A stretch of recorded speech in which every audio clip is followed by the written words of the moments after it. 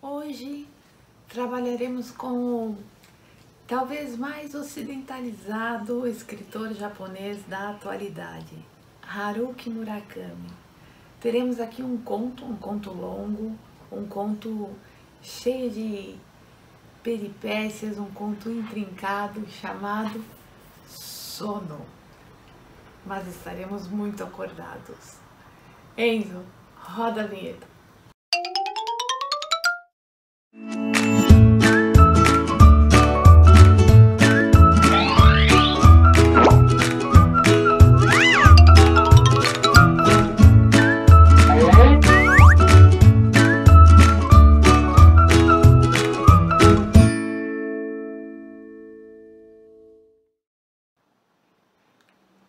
Bom dia, boa tarde, boa noite.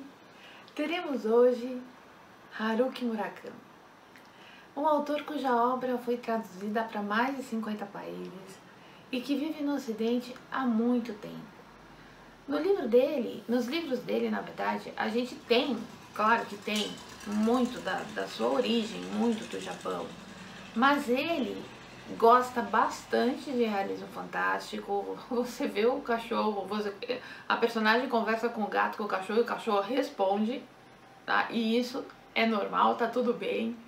Mas, ao mesmo tempo, ele faz intertextos belíssimos, como um livro em que uma personagem chama-se Kafka e você tem Kafka ali, ou como essa obra em que a personagem vai ler Ana Karenina e você passa o livro inteiro esperando coisas de Ana Karenina acontecendo com a personagem, não apenas a apresentação da obra, trechos do livro sendo comentados e tal.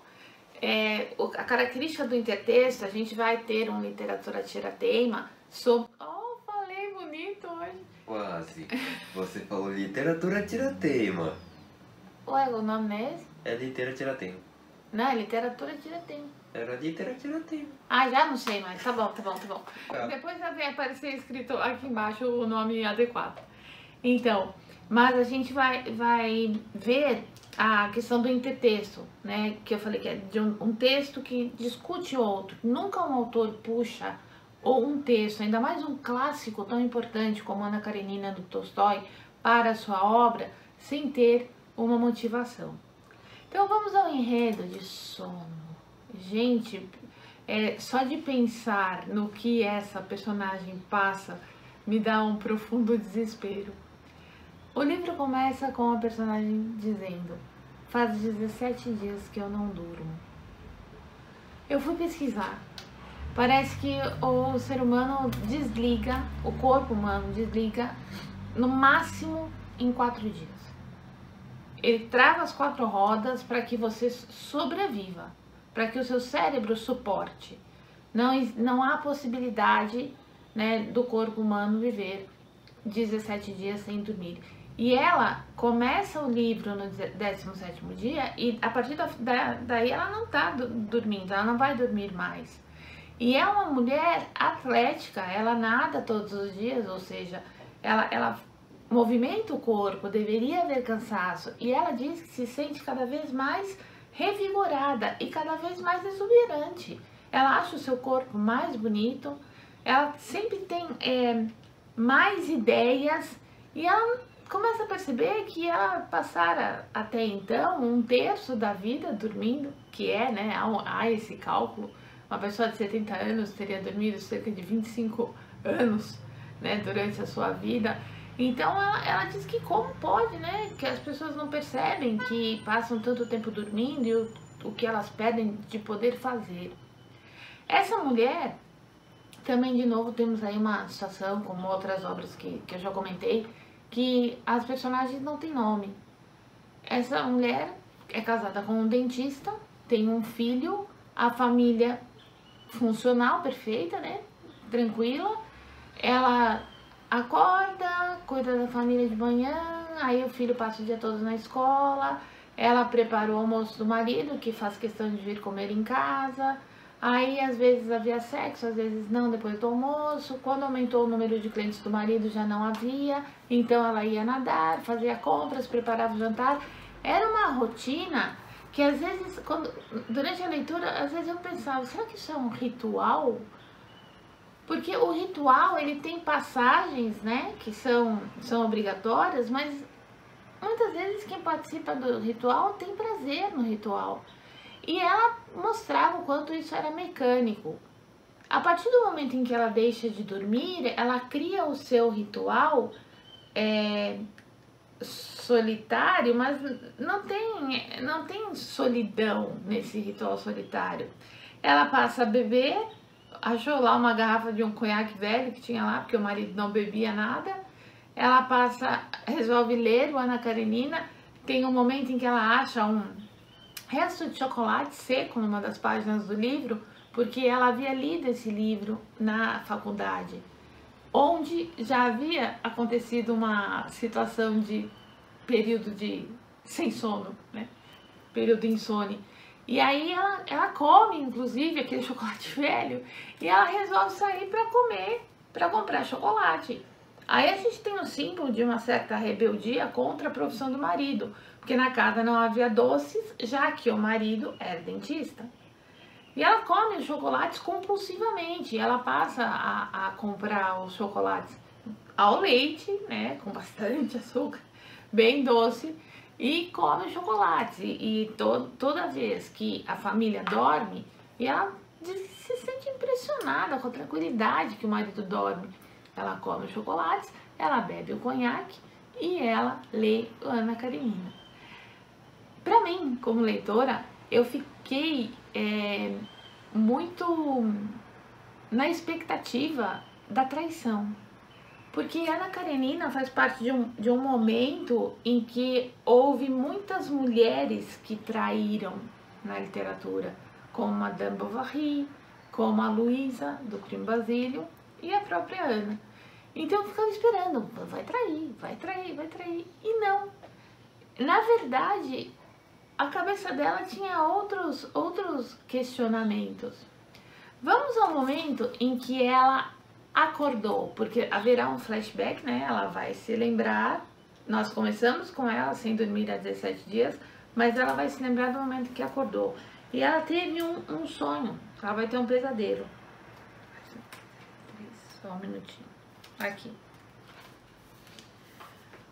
Veja. Diz assim: nesse exato momento, tive a impressão de ter visto alguma coisa no pé da cama. Parecia uma sombra negra indistinta. Contive a respiração. Por instantes, meu coração, meus pulmões, enfim, todos os órgãos do meu corpo pareciam congelados. Forcei os olhos para tentar enxergar aquela sombra. Ao fitá-la atentamente, ela começou a tomar forma, como se aguardasse aquele meu olhar. Os contornos se tornaram nítidos, na forma de um corpo, e revelaram seus detalhes. Era um velho magro de agasalho preto. Seus cabelos eram grisalhos, curtos e as bochechas fundas. O velho estava em pé, parado na beira da cama. Fitava-me em silêncio com um olhar penetrante. Seus olhos eram grandes e com os vasos sanguíneos vermelhos e dilatados. O velho ficou vermelho lá na cama. Seu rosto, porém, era desprovido de expressão. Ele não se dignava a falar comigo. Era vazio como um buraco. Isso não é um sonho, pensei. Eu já estava acordada. Aí caminha mais para frente. Ele segurava alguma coisa na mão. Algo comprido e arredondado. O brilho era esbranquiçado. Olhei aquilo em silêncio. Enquanto eu observava aquela coisa, seus contornos foram se tornando mais nítidos. Era um regador. O velho ao pé da cama segurava um regador antigo de cerâmica. Um tempo depois, ele o ergueu e começou a jogar água nos meus pés. Mas elas não sentiam, os pés, não sentiam a água. Eu a via caindo sobre os meus pés, escutava o seu barulho, mas os pés não sentiam nada. Os pés são a base do ser humano. E ela estava sendo plantada, né, em algum lugar e não sentia nada. O velho não parava de jogar água sobre os meus pés.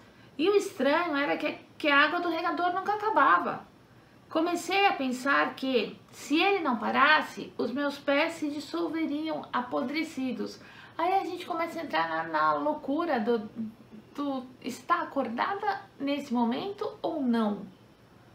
Porque ela tá tendo uma reflexão. Mas será que é sonho? Só que ela disse que estava acordada. Afinal, não seria nada estranho que apodrecessem.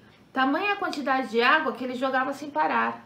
Ao pensar nessa possibilidade, eu já não podia mais aguentar aquilo. Fechei os olhos e gritei. E será um grito mudo. Ela gritará um grito sem som. E esse grito sem som, portanto, não pode acordar o marido para ajudá-lo, não pode acordar ninguém. As ilustrações desse livro são lindas. Não são por acaso, é uma ilustradora alemã escolhida pelo Murakami. Olha a água descendo. Tem até um peixe aqui. É lindo, é lindo. E conforme o livro vai passando, ela vai ficando mais ousada. Ela vai começar a sair de casa de madrugada. Tá lá o marido dormindo. Ela tinha um Honda City, né, mais velho. O carro do marido era mais caro, mais elegante e tal. E aí ela resolve sair com o carro dele. Ela começa a ir ao... Oh. Caiu meu anelzinho. Eu vou pegar. Anel. Anel. Tá embaixo da cadeira. Anel, cadê você? Ele tá longe. Só um pouquinho. Ele senão ele vai ficar lá chorando. Obrigada. Obrigada, filho.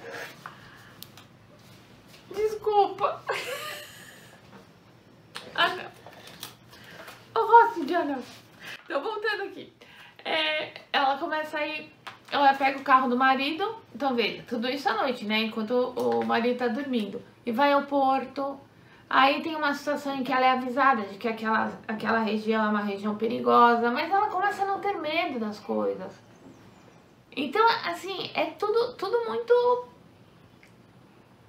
perigoso, como eu disse. E isso vai levar para um desfecho que é um desfecho de dar medo. Por quê? Porque ao ficar insone e se sentindo a super poderosa, ela vai fazer qualquer coisa.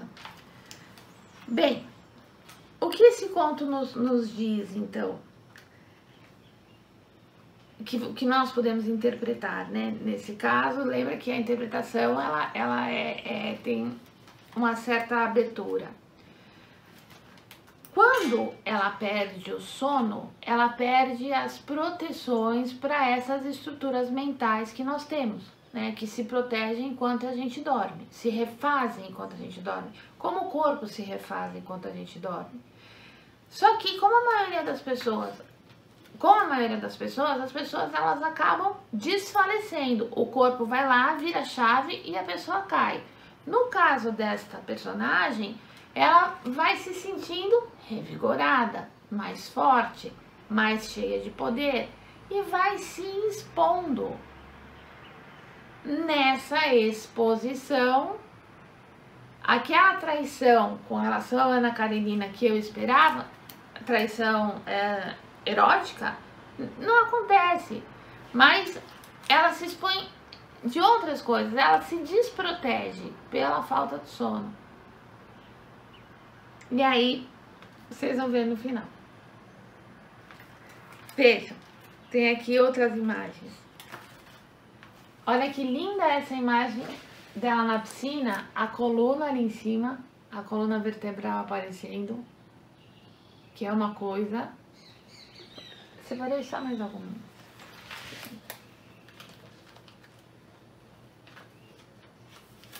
Aqui com o livro.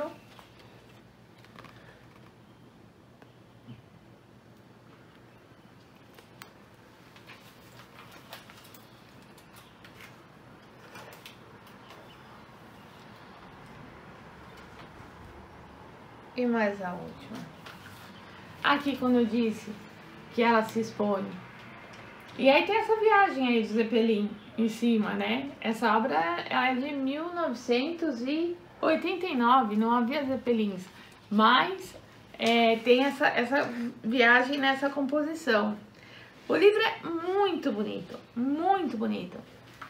E ela sente essa transformação nela. Só que a exposição, ela acontece porque há uma perda do medo que vem dessa não proteção pelo sono.